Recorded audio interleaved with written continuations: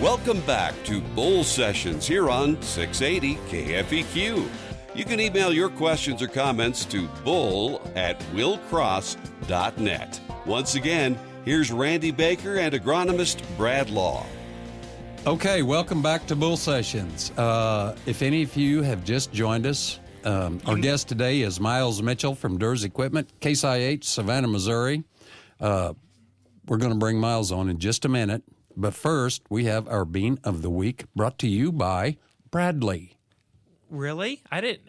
If you send me a bill for I am. this. I've already got it set up. Just trust me. Pay it and move on. Right. Will that be okay? I do like this particular Bean of the Week. It has I have special connection to it. You do? Yes. Is it tawny? No, it is a gray bean, Miles. It is our. You're learning, Miles. It is our WX7379N. That's your favorite bean, isn't it? That is my favorite bean. Do you know why it's my favorite bean? I do, because it's got a lot of seeds in the bag, and it's cheap, and it's a good yielder. Well, value. I don't like the word cheap. It is a value. You got a point. Okay. My mistake, Bradley. I will repent. Yes. It is a 3.7 maturity. Mm-hmm. It is a gray bean. This year, there's 165,000 in a 50-pound unit. Mm-hmm. What is normal? What's standard? Oh, standard is 140. Okay. So if you were, by chance, planting 140, you'd get over an acre out of a bag. Does that work? That works. Yeah, there's no additional money for that extra 25,000 seeds, so that's a big deal. Well, a neat thing is I played around with that bean in my plot, and we got it to hit 80 bushel. I actually grew that bean last year for seed stock on my personal acres, and I am growing it again this year for seed stock on my personal acres. You have to do a good job, though. Yes, I know, but it is a bean. It combines good. It works on the hill ground. It's worked down in the bottoms. I've had it on 30s, 7.5s, 15s, broadcast, just playing around with it, and I really like that bean, and it is very good pricing point on it. Mm-hmm.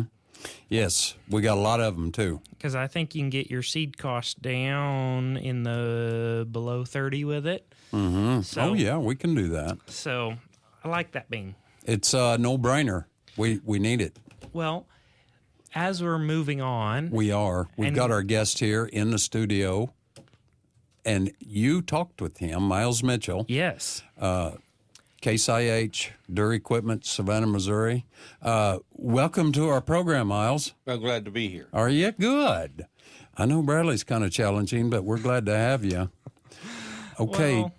Well, we'll talk later about that little thing I asked you about with the rear tine rotor tiller from a little tractor. My wife is after me to get one. We'll get her took care of. So, but you got all kinds of equipment, correct? Yeah, we have, with full gamut, of equipment, at our place from the smaller items, push mowers, all the way up to quad tracks. Mm-hmm. All right. I've seen a couple of them quad tracks in my neighborhood, and they're pretty cool.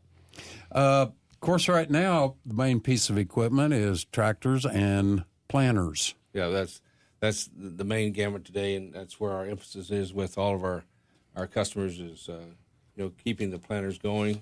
Mm-hmm. And keeping the productivity levels up to where they need to be to get a good crop on the way. Mm-hmm.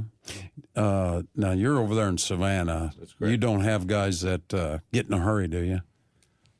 We have a few. We have some impatient planters. Like Bradley, he's wanting to plant. He's been wanting to plant since February. Oh no! Wears me out. Well. You guys, I believe the Case IH planters are the early risers. That's correct. Okay, and they're just What's an early riser, Bradley? Well, it's a little bit different. That's what I am. Well, yours is fueled by coffee. But, the early riser planters are a little bit different setup than your Kinsey or John Deere unit. They're a little bit different. Mm-hmm. We were talking before, and Randy was talking about speed.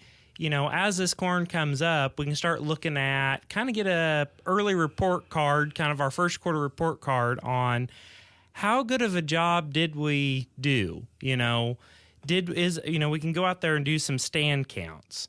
And you were showing me this video here before we started about the speed tubes and regular tubes? Because you know how hard it is to reach over and bump that shift lever and go up a gear. You know, they're calling for rain, and you just bump it up a gear and you keep on planting. But what's happening behind the planter, or what's going on? And tell me about them. As we were watching on the video we had there, we can see where the new speed tubes, which is a precision piece of equipment that we can order on our planters from the factory. It's a deal to match your ground speed, so you have negative velocity drop when the seed hits the ground. We have our standard seed tube, which will do it up to about 5.5 miles an hour. And what a fellow has to look to on that is his return on investment. Like on a 16-row planter, that speed tube will run you about $20,000. Ooh. So you kind of see if you're going to plant 5.5 miles an hour anyway, there's no need for the extra expense to do that. But I want to go fast. No. Well, to go fast. Tell him no. Well, no, but again, that depends on all your ground conditions. The faster you want to go, the finer the seed bed you need to have, because the soil has to flow quicker around your seed. And with the high-speed tubes, you probably would need to go up possibly to another option, which would be a Delta Force, which is a instrument that checks your weight on the row unit, and it keeps it consistent, so that at the faster you speed up, that the tendency is for the disc to come up out of the ground. So it's constantly get some row unit bounce. Yeah, well, what it's doing is keeping a consistent depth, and that's what we want. Is consistency, so that we have all of our plants come up within a few days and within the same time frame. Otherwise, you might look out there and you see a picket fence stand, but there's some short pickets in the fence, and eventually those will turn into weeds. And we spent too much money on fertilizer and spray to just raise weeds. Oh, yeah. And it's always a big deal. Yeah, I mean, weeds are everywhere. And we want them to be have productive plants, because that's what pays for the planters and everything else we're talking about. As far as inputs here on the farm. Bradley, what else was that other thing you was talking about with him a while ago that it caught my attention, but I didn't catch all of it? You can't remember. Randy, you just have to put me on the spot, and I'm supposed to key off one thing. Okay, go ahead. Well, tell us, Miles. Okay, 15-inch rows, 30-inch rows, drilling. What have you found to be the best? Well, don't put me depends on the situation. It all depends on the situation, the seed bed.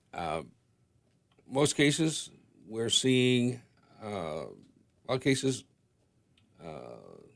Basically, it's a dead heat in some a lot of the situations. I'll agree with him. It all depends on your management style, and also a lot of it depends on guys want canopy quicker. So there's your 15.